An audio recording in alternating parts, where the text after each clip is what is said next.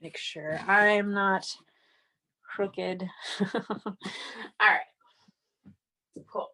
So for practice today, you're just going to want 2 myofascial balls. If you have more firm and more soft, maybe have a variety of them. We're going to be working initially in a little bit more of a tender area. And then as we move into the hips, you might, if you have the options, if you don't, just grab whatever you have. But if you have the options, you might want a little bit of customization for the firmness of the ball if that option's available to you. That's all you're going to need. And like I said, we're just going to kind of work into some of the tissues that we taxed yesterday a little bit more than others. So we're going to be working into the lower back and then down into the hips, just to provide a little bit of nourishment to those areas. And as we move through this, we are going to be working in some areas where there tends to be some tenderness, there tends to be some trigger points. But I want to kind of refresh or remind you of this idea that the work that we're doing here isn't intended to be torture for your tissues. Like we're not going in there and trying to beat these guys into submission. The idea here is that the work that we're doing really is a form of kindness.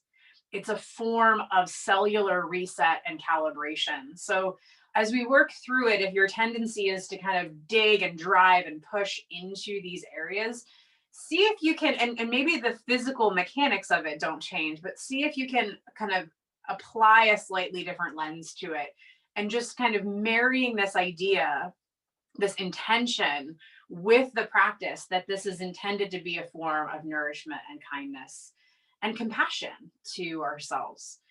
Not necessarily a form of, yes, that spot hurts, that spot always hurts, and then you judge the crap out of it and judge yourself for that spot always being tender. Like, just don't go there. It's hard to make sense out of why we have the trigger points that we have.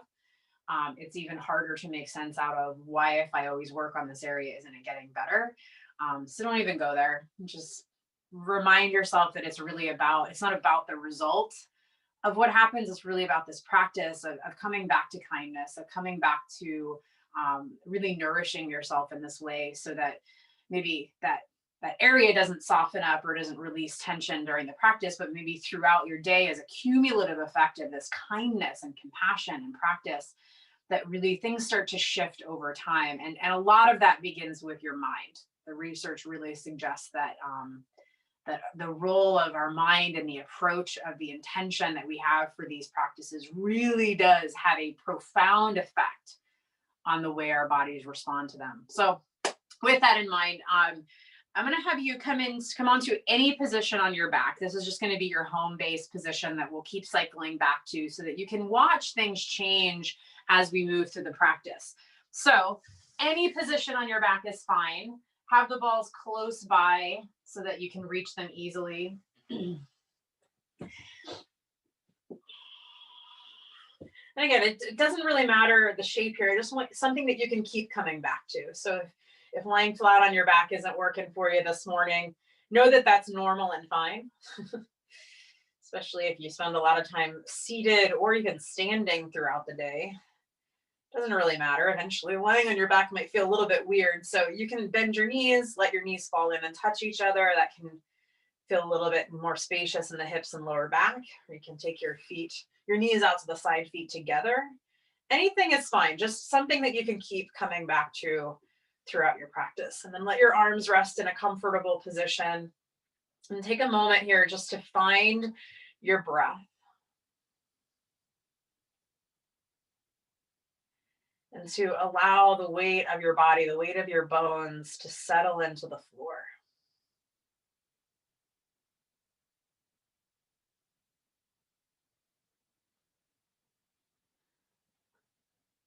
As you feel the weight of your bones leaning into the support of the floor, just do a quick scan, starting with the crown of your head, your scalp.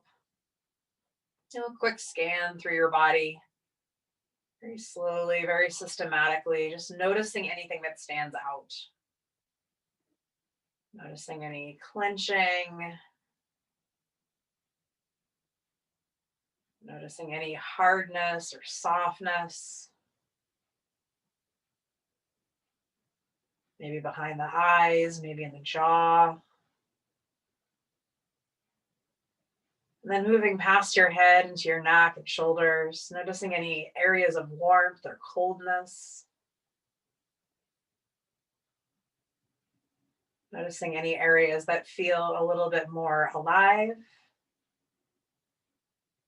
Maybe areas that feel a little bit louder or quieter.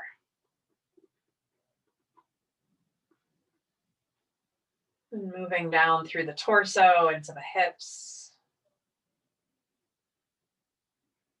Through your legs into your feet. So noticing what stands out.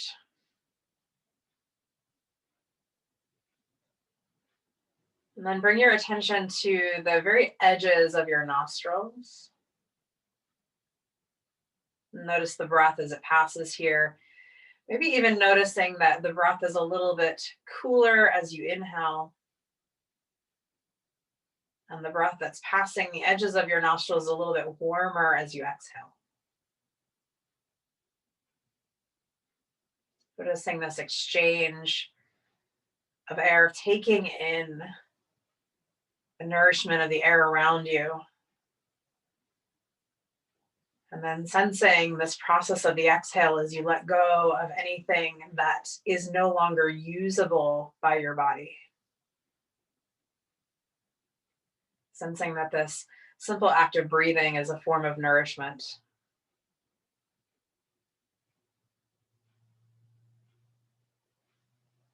Yes, and then take a full breath in here. And exhale. So we're going to start above the lower back and the rib cage. So grab your 2 myofascial balls. And if you have softer or firmer, this might be a softer spot. You might want to use softer balls on this spot. It's totally up to you. The lacrosse balls, or if you don't have an option, any will work.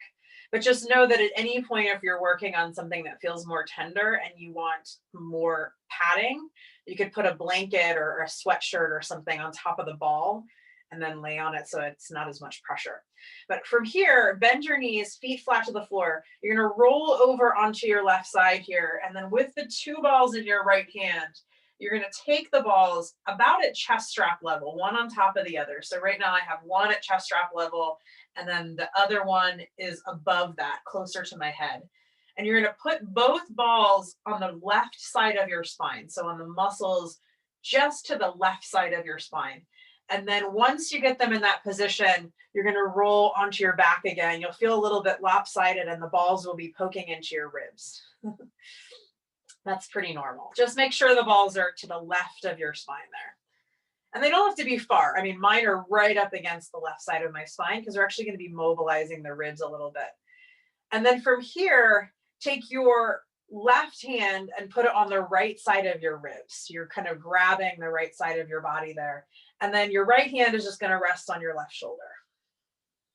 And then as you inhale, you're going to use your left hand to lift the right side of your ribs away from the floor so that you're leaning your weight into the balls a little bit there. And then as you exhale, you'll release the right side of your body to the floor. A couple times like that. Inhale, use your left arm to lift the right side of your ribs up. And then exhale to rotate to let the right side come back to the floor. And keep that inhale to lift. See if you can use your arm rather than your back so the back muscles stay soft, and then exhale to release. Inhale to lift. And exhale to lower. These next 3 rounds here, as you inhale, see if you can direct your breath into the space right around where the balls are. Like you're breathing into the balls, breathing against the balls. And then as you exhale, release. Last 2 here. Inhale to lift. And exhale to lower. One more time. Inhale to lift. And exhale to lower. Nice. And then roll your knees to the right side. Take the balls out from underneath you. Come onto your back. Come back to your home base position. And just take a moment to notice the difference between the 2 sides of your body. Notice if you're able to connect a little bit more clearly to your breath on one side of your ribs versus the other. Notice if one side of your ribs feels a little bit bigger than the other. Then we'll do the other side. So this time you're going to roll your knees over to the right. Balls in your left hand. Take the balls behind you. And then again, the bottom ball, the one that's closest to your hips, is going to be about at chest strap level. And then the ball above it will just kind of park right up against it. And then roll onto your back. Make sure the balls are just to the right of your spine. So we're kind of mobilizing that intersection of the thoracic spine, the spine, and then the rib cage. You know, that little intersection there. And then right hand comes to the left side ribs, and your left hand is going to rest on your right shoulder. Keep your head on the floor. If that's not comfortable, stick a block under your head. Just make sure your head can relax. And then as you inhale, you're going to lift the left side of your ribs up so you're leaning the weight onto the balls there, sitting on the right side of your spine. As you exhale, release the left side of your ribs to the floor. A couple of more rounds like that. Inhale to lift, just kind of pressing into the ribs, pressing into the spine there. And then exhale to lower. Inhale to lift. And exhale to lower. A couple more just like that. And with this, it's really important that we keep the rib cage and the thoracic spine mobile. Otherwise, the lumbar spine moves more than it should. And then over time, that can cause deterioration of the discs. So even though this might be a little bit uncomfortable, it really is still a form of kindness to your lower back. That really helps to facilitate this continuous structure of your spine being able to be both stable as well as flexible. In the next few rounds here, as you inhale and kind of put the weight into the balls there, imagine breathing into the back of your right lung, right around where the balls are pressing. And then exhale to release. 2 more times, just like that. Inhale to roll onto the balls, direct your breath to that pressure, like you're pushing against it, and then exhale to release. Nice, and then one more time. Inhale to lift. And exhale to lower. And then roll over to the left side there. Take the balls out from underneath you. Come onto your back. And again, just come back to your home base position. Take a moment to notice what's changing. Notice your connection to your breath. Maybe it's a little fuller, a little deeper, a little clearer.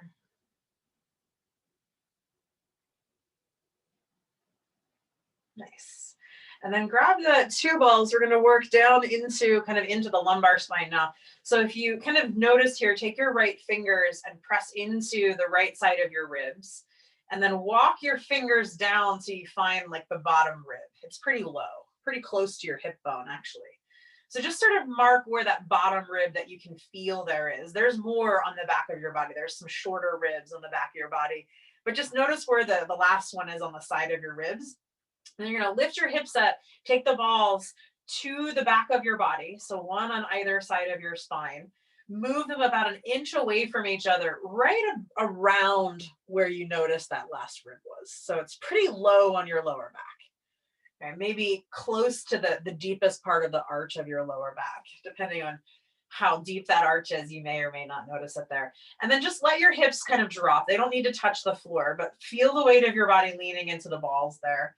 And then just a little bit of rocking your tail from side to side. So you're sort of cross fibering over these kind of ropey muscles there that support your lumbar spine. And you can just sort of rock there from side to side. Another option here is to, instead of rocking from side to side and cross fibering, would just be to take your knees from side to side. You'll notice as you do that, you're sort of shifting more pressure into one side. And then as your knees go to the other side, the pressure shifts to the other side. So just depending on what's going on in your lower back, you might find that one of these feels better than the other, or feels more helpful than the other. Or if you notice that one side of your lower back always seems to be more tender, this knee rocking might allow you to target that spot and stay there. You might just drop your knees to one side and then breathe into that space where you're feeling that trigger point. So completely up to you. You can move a little bit there with that tail wagging. You can drop your knees from side to side, or you can just sort of find one spot there to focus on and just let your knee kind of drop and lean into that space. And then gradually over the next few breaths, you're going to start to work the balls down a little bit. So maybe move them down about 1/2 inch. Again, the balls are still about 1 inch or so away from each other. And then from there, you might explore rocking or wagging your tail from side to side, see how that feels in that area. And different sections might feel different. So you can just sort of play with it, explore it. It's all kindness. So regardless, we're still stimulating these tissues. We're still creating that sense of rejuvenation, revitalization, and vitality to these tissues that support us. And then just here, again, just kind of exploring, noticing if it feels more helpful to maybe rock from side to side with the knees, or just drop your leg to one side. For example, I have a little bit more tightness on one side of my lower back today, so I'm just gonna kind of lean into that. You might find that movement feels a little better. And it might vary from day to day. And then next breath or two, bring the balls down all the way down to where you feel the top of your pelvis. So again, that's higher than you think it is. If you take your thumbs and dig into the kind of the sides of your hips there, you'll feel that your front hip bones are pretty low, but the side of your hip bones there are pretty high. So you shouldn't have to move very far from where you were. But whenever you start to wag your tail from side to side, you'll probably feel there's not a lot of muscle there. It's mostly kind of bone and thick, fibrous connective tissue. You might, as you start to rock your tail from side to side, notice that it feels kind of like very fibrous there and firm because you're very close to the bone. So here we're stimulating the thoracolumbar fascia, which is kind of a sling that keeps your upper body and your lower body connected and cohesive. So this is a really important connective tissue to kind of play with. And you just sort of rock from side to side here, maybe get a little bit bigger with the movement as you roll along the back rim of your pelvis there. There's a lot of tendency for this connective tissue to get tight, especially if you stay in long positions for long periods of time throughout the day, or if you're a cyclist or you tend to lean over your desk. This is kind of one of those areas that gets a little bit pulled on. So here we're just reinfusing circulation and oxygen. And then find one spot where it feels a little bit kind of maybe a little more tender. Maybe you need to lean to one side. Maybe you kind of just let your legs splay out to the sides. Then take a breath in and a breath out. Nice. Take the balls out from underneath you. Come back into your home base position and take a moment to be still and notice.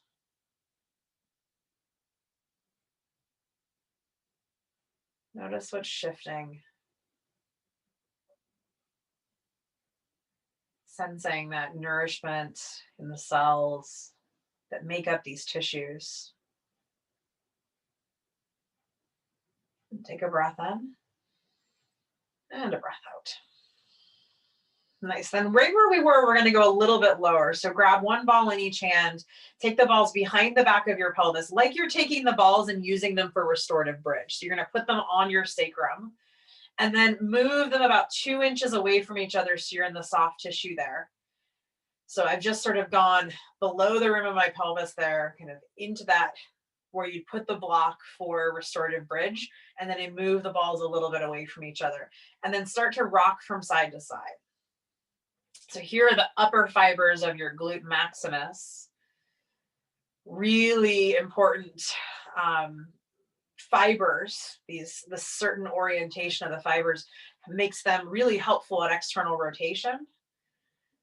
So yesterday when we did a lot of that external rotation working towards that arm balance, these are areas that probably were very active, but also they have a tendency to get a little bit grippy and compress your SI joints. So it's really helpful to release this tension here. And it's not something you can stretch. It's hard to stretch glute max because other parts of your hips are probably tighter and they're going to stand in the way.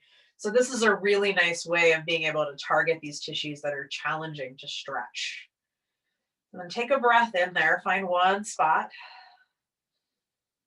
And then exhale, feel the weight of your pelvis sinking into the balls.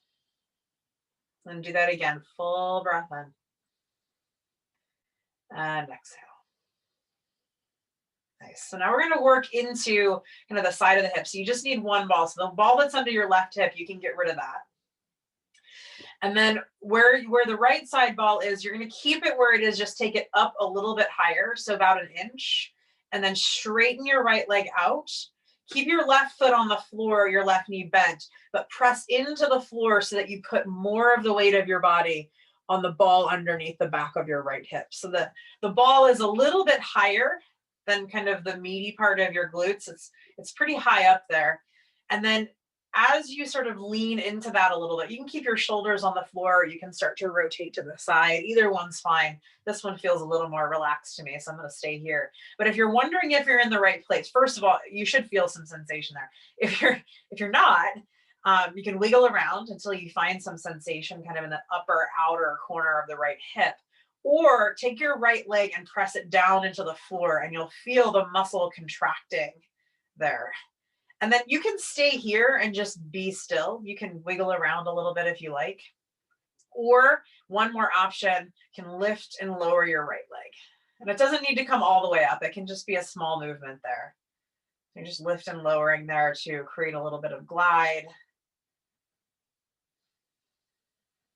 Combined with that pressure can be a really helpful way to free any nerves that are entrapped in the connective tissue, to change the pressure gradient around the nerves, which can sometimes create that feeling of kind of a band of pain around the back of the hip. So just sort of working to keep the tissues here able to be responsive. And then be still wherever you are. Take a breath in and a breath out. Nice. And then come onto your back. Take the ball out from underneath your right hip.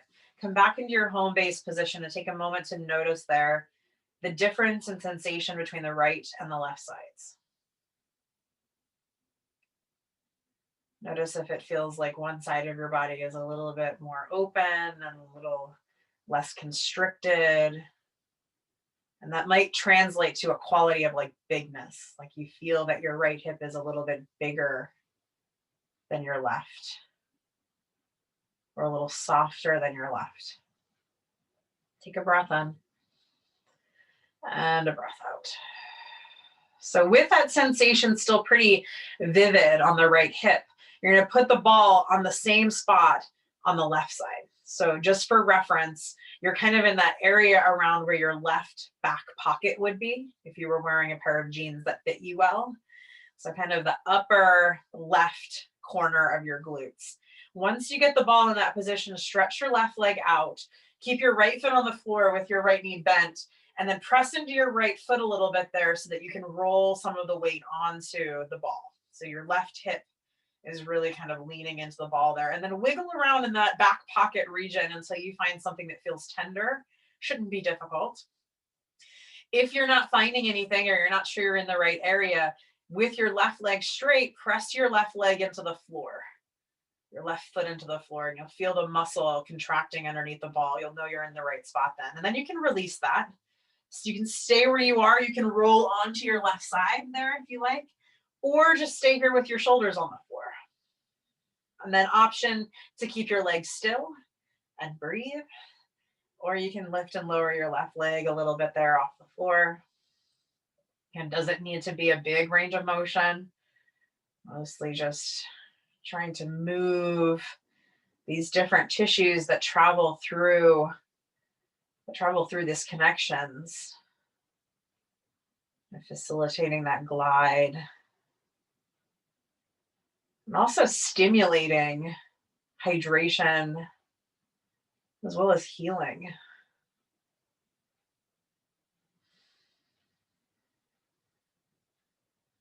And then if you've been moving, be still. Find one spot that feels a little bit tender there. Lean into it. Take a breath in. And then exhale, feel your hips soften over the ball. One more round, just like that. Breathe in. And exhale. Nice. And then come off the ball there, come back into your home base position.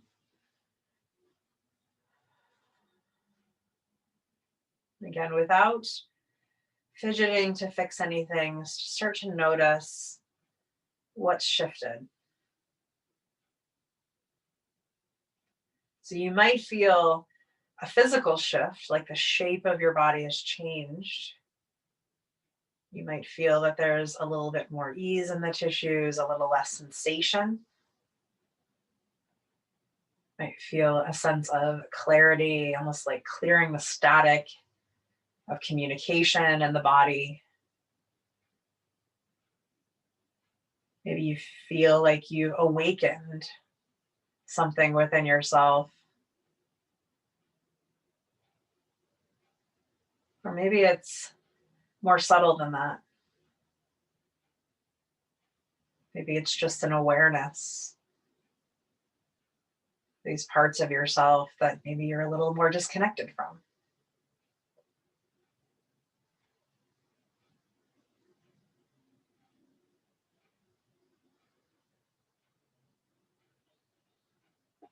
Just take a moment there to let the tissues soak in that nourishment.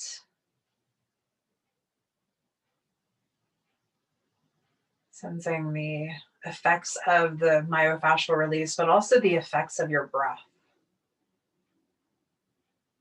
Every inhale, taking in. With every exhale, letting go.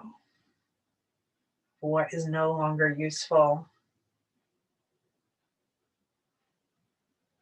This constant process of renewal in the breath and within the practice.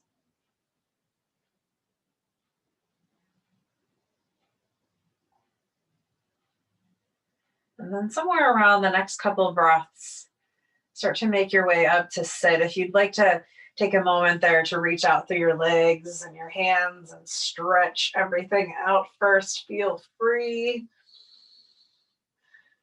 And then whenever you're ready, bring yourself up. And as you come up to sit, take a moment there with your eyes closed if possible, or your gaze is soft. And just notice and allow this process of recalibration, noticing the body coming into a new shape, a new relationship to gravity. And notice here the shift, the change to the internal landscape as a result of the practice. And bring your palms to touch in front of your heart.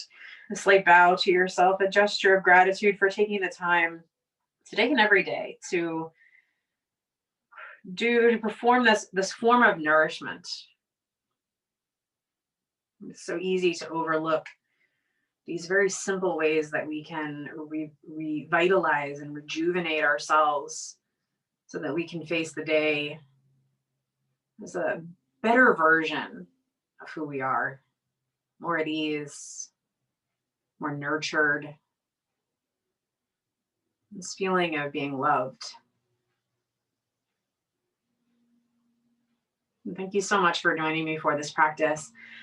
I hope that it was helpful. Namaste.